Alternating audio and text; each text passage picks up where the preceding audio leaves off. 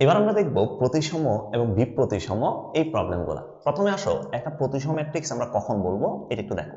তোমাকে আমি একটা ম্যাট্রিক্সের চেহারা দিলাম 1 2 3, তারপর হচ্ছে 2 4 6 3 6 7। ধরো তোমাকে একটা ম্যাট্রিক্সের চেহারা আমি তোমাকে দিলাম, এখন জিজ্ঞেস করলাম ভাই এটা প্রতিসম কিনা আমাকে বলো তো। প্রতিসম তুমি কেমনে চিনবা?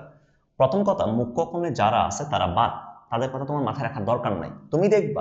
তুমি দেখবা কর্ণ সম্পর্কে যারা আছে, কর্ণ সম্পর্কে যারা আছে, যেমন 2 2 কর্ণ সম্পর্ক সমান, 2 এবং 2 সমান। এরপর 3, এখানে 3 কর্ণ সম্পর্ক সমান।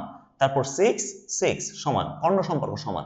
যদি কর্ণ সম্পর্ক সমান থাকে, মুখ্য কর্ণে কে আছে কে নাই এটা দেখার তোমার দরকার নাই।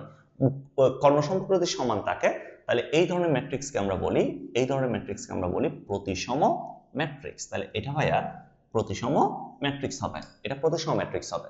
যদি তোমার কাছে ধরো এই ধরনের ম্যাট্রিক্স যদি থাকে, আর এক ধরনের ম্যাট্রিক্স দেখায় তোমাকে 0 2 3 -2 0 4 -3 -4 0।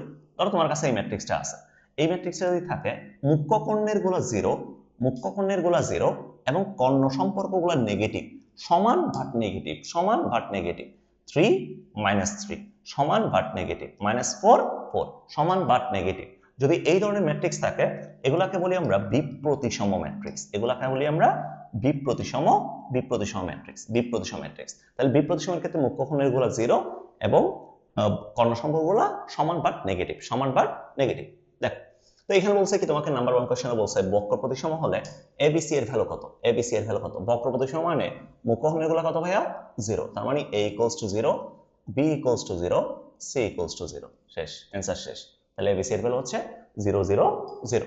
এরপর 2 নম্বর কোশ্চেনে বলছে কি, এটা যদি বক্র প্রতিসম হয় a + b + c + d কত, a + b + c d কত। তো প্রথমে এবিসি হচ্ছে 0 আসবে, তাহলে a0 b0 c0। এরপর ডি দেখো কোথায় আছে, ডি এখানে আছে, এটার সাথে কর্ণ সম্পর্ক কত -7, তাহলে ডি এর ভ্যালু কত আসবে, ডি এর ভ্যালু হচ্ছে +7 আসবে, সমান বাট একটা পজিটিভ একটা নেগেটিভ আর কি। ঠিক আছে, ডি এর ভ্যালু 7 আসবে। এখন তোমাকে বলছে a + b + c d বের করতে, তাহলে a + b + c d সমান আসবে 0 + 7 = 7। দ্যাটস ইট, আমাদের অ্যান্সার শেষ। ঠিক আছে, সো এখান থেকে একটা এমসিকিউ তোমরা পাবা, এগুলো একটু ভালো মতো দেখিও। তো অবশ্যই অবশ্যই ক্লাসগুলো কেমন হচ্ছে তোমরা একটু কমেন্ট করবা, ফ্রেন্ডদের সাথে শেয়ার করবা ক্লাসগুলা।